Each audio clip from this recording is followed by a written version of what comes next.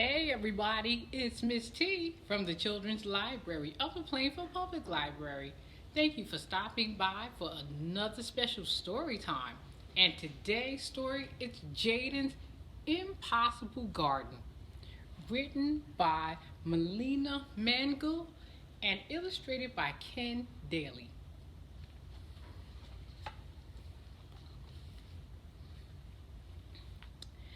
Jaden loved nature. At school, he played outside during recess. On field trips, he pretended to be a scientist, collecting acorns, stones, and twigs. In Jaden's favorite books, kids played in tree houses or climbed rocks.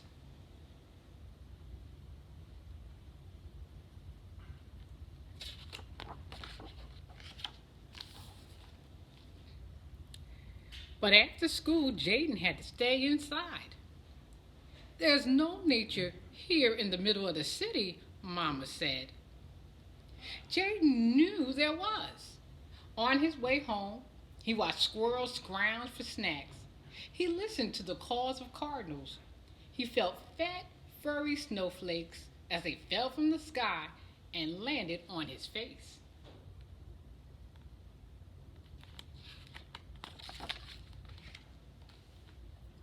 A wheelchair van lowered Mr. Curtis onto the sidewalk in front of Jaden's building each afternoon.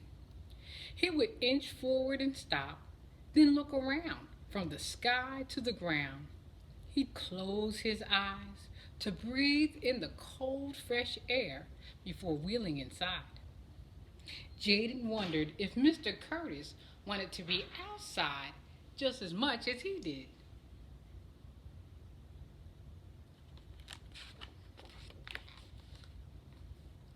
Every day, Jaden walked home very slowly, so he would get there just as the wheelchair van pulled up. He opened the building door wide and waited as Mr. Curtis wheeled inside. "Thank you, Jaden," said Mr. Curtis.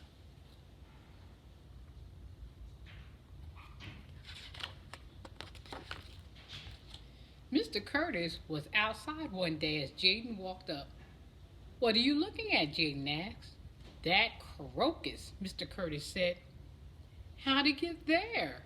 Jaden asked with awe. "Magic," Mr. Curtis winked. "Spring is here." Jaden smiled, wanting to stay.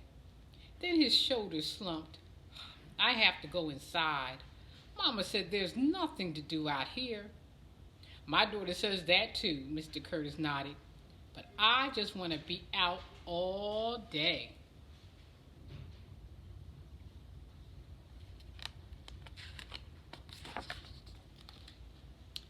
"Can I go outside with Mr. Curtis?" Jaden asked Mama.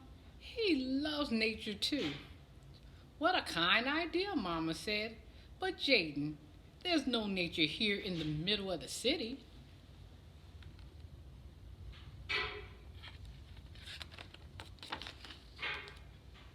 From then on, Jaden and Mr. Curtis met every day after school.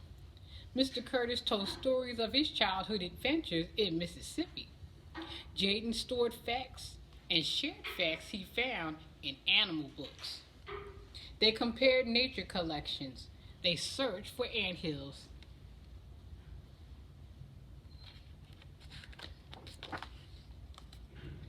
They built towers from old boxes, stones, and sticks.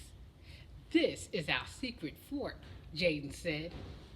They planted mystery seeds in old containers. "This is our magic garden," Mr. Curtis said.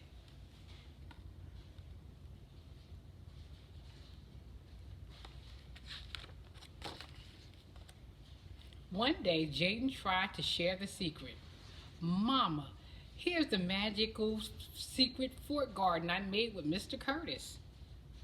"These are old buckets and boxes," Mom shook her head. "Jaden, honey, I'm glad you and Mr. Curtis are enjoying time together, but there's no nature here in the middle of the city."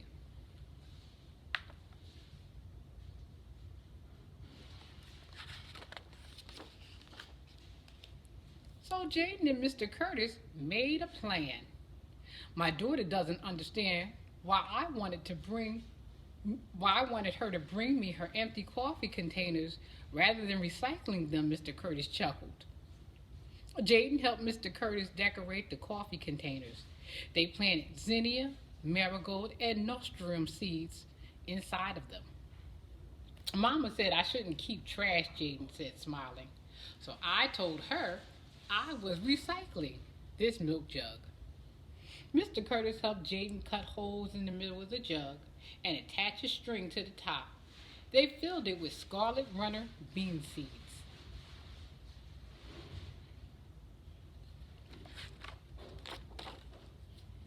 Together, they discovered something new each afternoon that summer. While watering the garden, they plucked a caterpillar and pulled it and put it in a jar. It became the guardian of the fort. After watching a spider weave its web, Jaden stretched an old basketball net across the top of his tower and knotted the bottom. It became a tiny hammock. When flowering green vines began inching along the laundry lines, Mr. Curtis twirled the tendrils toward the tower. They became a royal rope bridge.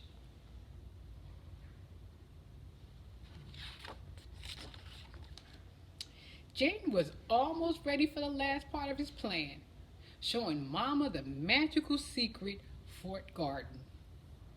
But would she see the garden the way he and Mr. Curtis did? Was there enough nature to show her?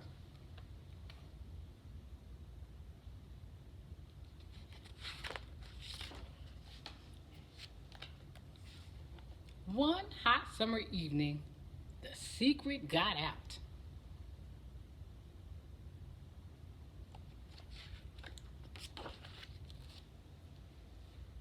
Did you see those butterflies, asked Shanice from down the hall. Listen to that cooing, said Mr. Williams from upstairs, pointing to a mourning dove nesting in the royal hammock. Look! Everyone rushed to the rope bridge.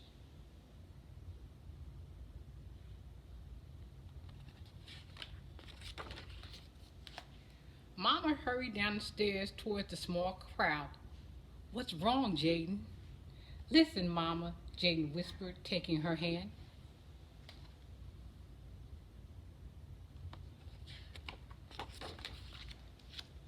A hummingbird, Jaden said, pointing. Mr. Curtis nodded. Neighbors smiled. Everyone soaked in the beauty that surrounded them. It's our magical secret fort garden, Jaden beamed. This time, Mama saw what Jaden saw. The magic of nature was all around them, right there in the middle of the city. And so, when we get to the last page of any story, we say, that's right, the end. And that, my friends, was Jaden's Impossible Garden, written by Melina Mangal and illustrated by Ken Daly. Now, for all of our nature lovers out there, hello and shout out to you. Do you love birds? Flowers? Not so much. You have allergies? Ugh. Sorry about that. Well, we know that during the spring, everything comes alive. So, trees start getting correct leaves, and the grass that was brown during the winter becomes green, and everything comes into full bloom, no matter where you're at. So, if you're in the city, just like Jaden, you could bring nature to you. Think about how you can do that. Do you like to plant? Or do you like to observe? There's plenty to see. You just have to look for it. All right, well, this is Miss T from the Children's Library of the Plainfield Public Library, and wishing you the best of springs and hoping that all of your gardens are possible. All right, shout out once again to our friend Jaden and Mr. Curtis, and until we meet again, bye-bye. for now.